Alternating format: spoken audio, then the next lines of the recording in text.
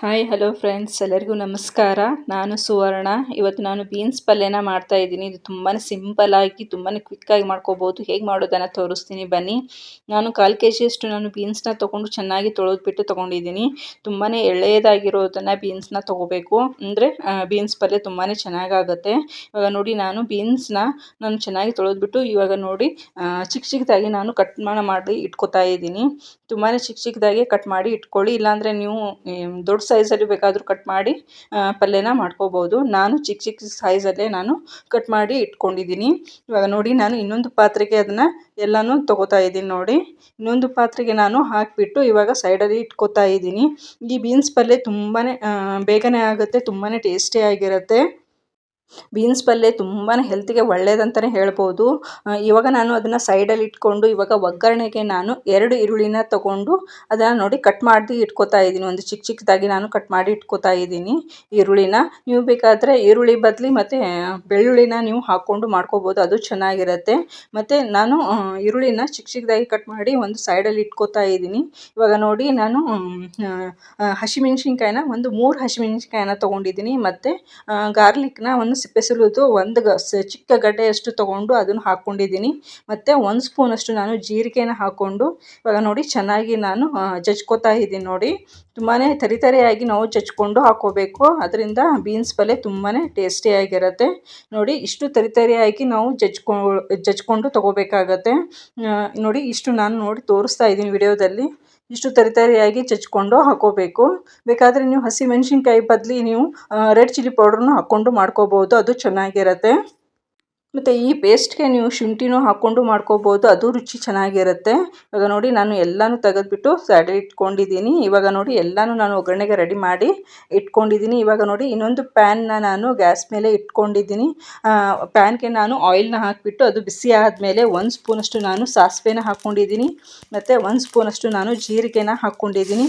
ಅದು ಚಟ್ಪಟ ಅಂದ ಕೂಡಲೇ ನಾನು ನೋಡಿ ಹಸಿಮೆಣ್ಸಿನ್ಕಾಯಿದು ಏನು ಪೇಸ್ಟ್ ಮಾಡಿ ಇಟ್ಕೊಂಡಿದ್ದೀನಲ್ಲ ಅದನ್ನು ಸೇರಿಸ್ಬಿಟ್ಟು ಚೆನ್ನಾಗಿ ನಾನು ಫ್ರೈನ ಮಾಡ್ಕೋತಾ ಇದ್ದೀನಿ. ನೋಡಿ, ಈ ಬೀನ್ಸ್ ಪಲ್ಯ ಅಂತೂ ತುಂಬಾ ಹೆಲ್ತಿಗೆ ಒಳ್ಳೆಯದು ಅಂತಲೇ ಹೇಳ್ಬೋದು. ಇದು ವಾರದಲ್ಲಿ 1-2-3 ಸತಿ ಆದರೂ ನೀವು ಮಾಡಿ ತಿನ್ನಲೇಬೇಕು, ಅಂದರೆ ತುಂಬಾ ಚೆನ್ನಾಗಿರುತ್ತೆ ಇದು. ನೋಡಿ, ಇವಾಗ ನಾನು ಈರುಳ್ಳಿನ ಸೇರಿಸ್ಬಿಟ್ಟು ಅದನ್ನು ನಾನು ಚೆನ್ನಾಗಿ ಫ್ರೈನ ಮಾಡ್ಕೋತಾ ಇದ್ದೀನಿ. ನಾವು ಈರುಳ್ಳಿ ಎಷ್ಟು ಚೆನ್ನಾಗಿ ಫ್ರೈನ ಮಾಡ್ಕೋತೀವಲ್ಲ ಅಷ್ಟು ಚೆನ್ನಾಗಿ ಪಲ್ಯ ಆಗುತ್ತೆ, ಟೇಸ್ಟ್ ಆಗಿರುತ್ತೆ. ನೋಡಿ, ಈರುಳ್ಳಿನ ನಾವು ಕಲರ್ ಚೇಂಜ್ ಆಗೋವರೆಗೂ ಫ್ರೈನ ಮಾಡ್ಕೋತಾನೇ ಇರಬೇಕು. ನಾವು ಇವಾಗ ಬೀನ್ಸ್ನ ಹಾಕೋತಾ ಇದ್ದೀನಿ. ಈರುಳ್ಳಿ ಜೊತೆನೇ ನಾವು ಬೀನ್ಸ್ನ ಹಾಕ್ಕೊಂಡು ಫ್ರೈನ ಮಾಡ್ಕೊಳ್ಳೋದ್ರಿಂದ ಬೀನ್ಸು ಮತ್ತು ಈರುಳ್ಳಿ ಎರಡೂ ಸಮನಾಗಿಯೇ ಫ್ರೈ ಆಗುತ್ತೆ. ಅದಕ್ಕೋಸ್ಕರ ನಾನು ಬೀನ್ಸ್ನ ಈರುಳ್ಳಿ ಜೊತೆನೇ ಹಾಕ್ಕೊಂಡು ಫ್ರೈನ ಮಾಡ್ಕೋತಾ ಇದ್ದೀನಿ. ನೋಡಿ, ಇವಾಗ 1 ಸ್ಪೂನಷ್ಟು ನಾನು ಸಾಲ್ಟ್ನ ಹಾಕ್ಕೊಂಡು ಫ್ರೈನ ಮಾಡ್ಕೋತಾ ಇದ್ದೀನಿ, ಅಂದರೆ ಬೇಗನೆ ಫ್ರೈ ಆಗುತ್ತೆ ಅಂತ. ನಾವು ಸಾಲ್ಟ್ ಹಾಕೊಳ್ಳೋದ್ರಿಂದ ಬೀನ್ಸು ತುಂಬಾ ಬೇಗನೆ ಫ್ರೈ ಆಗುತ್ತೆ, ಈರುಳ್ಳಿನೂ ಬೇಗ ಫ್ರೈ ಆಗುತ್ತೆ, ಮತ್ತು ಕಲರು ಚೇಂಜ್ ಆಗುತ್ತೆ. ನೋಡಿ, ಇವಾಗ ನಾನು ಎಲ್ಲನೂ ಚೆನ್ನಾಗಿ ಫ್ರೈನ ಮಾಡ್ಕೋತಾ ಇದ್ದೀನಿ. ಆಯಿಲಲ್ಲಿ ನಾವು ಎಷ್ಟು ಚೆನ್ನಾಗಿ ಫ್ರೈನ ಮಾಡ್ತೀವಿ ಅಷ್ಟು ಬೀನ್ಸ್ ಪಲ್ಯ ಟೇಸ್ಟಿಯಾಗಿರುತ್ತೆ. ಇವಾಗ ನೋಡಿ, ನಾನು ಒಂದು 1/2 ಸ್ಪೂನಷ್ಟು ನಾನು ಅರಿಶಿನ ಹಾಕ್ಕೊಂಡು ಮಿಕ್ಸ್ನ ಮಾಡ್ಕೋತಾ ಇದ್ದೀನಿ. ಅರಿಶಿನ ಹಾಕೊಳ್ಳೋದ್ರಿಂದ ತುಂಬಾ ಒಳ್ಳೆಯದು ಹೆಲ್ತಿಗೆ, ಮತ್ತು ಕಲರು ಚೆನ್ನಾಗಿ ಬರುತ್ತೆ, ಮತ್ತು ಟೇಸ್ಟು ತುಂಬಾ ಚೆನ್ನಾಗಿರುತ್ತೆ. ಇವಾಗ ನೋಡಿ, ನಾನು ಎಲ್ಲನೂ ಅರಿಶಿನ ಹಾಕ್ಕೊಂಡು ಫ್ರೈನ ಮಾಡ್ಕೊಂಡಾಗಿದೆ. ಇವಾಗ ನಾನು 1/2 ಗ್ಲಾಸ್ನಷ್ಟು ನಾನು ನೀರನ್ನ ಹಾಕೋತಾ ಇದ್ದೀನಿ. ನೀರನ್ನ ನೀವು ನೋಡಿಬಿಟ್ಟು ಹಾಕ್ಕೊಳ್ಳಿ.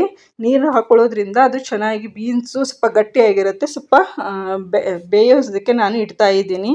ನೋಡಿ, ಒಂದು ಪ್ಲೇಟ್ನ ಮುಚ್ಚಿಬಿಟ್ಟು ನಾನು ಬೇಯಿಸ್ಕೋತಾ ಇದ್ದೀನಿ. ಬೇಕಾದರೆ ನೀವು ಕುಕ್ಕರಲ್ಲಿ 1 ವಿಷಲ್ ಕೂಗಿಸ್ಕೊಳ್ಳಿ, ಅದನ್ನು ಬೇಗನೆ ಆಗುತ್ತೆ. ಇವಾಗ ನೋಡಿ, ಸ್ವಲ್ಪ ನಾನು ಒಂದು 5-10 ನಿಮಿಷ ನಾನು ಬೇಯಿಸ್ಕೋತಾ ಇದ್ದೀನಿ. ನೋಡಿ, ಇವಾಗ ನೀರೆಲ್ಲ ಕಡಿಮೆ ಆಗ್ತಾ ಇದೆ. ಇವಾಗ ಚೆನ್ನಾಗಿ ಬೀನ್ಸು ಬೆಂದಿದೆ. ನಾನು ಒಂದು ತೋರಿಸ್ತಾ ಇದ್ದೀನಿ. ನೋಡಿ, ಇಷ್ಟು ಬೇಯಬೇಕು. ನೋಡಿ, ಬೀನ್ಸು ಮೆತ್ತಗಾಗಿದೆ, ಇಷ್ಟು ಸಾಕಾಗತ್ತೆ.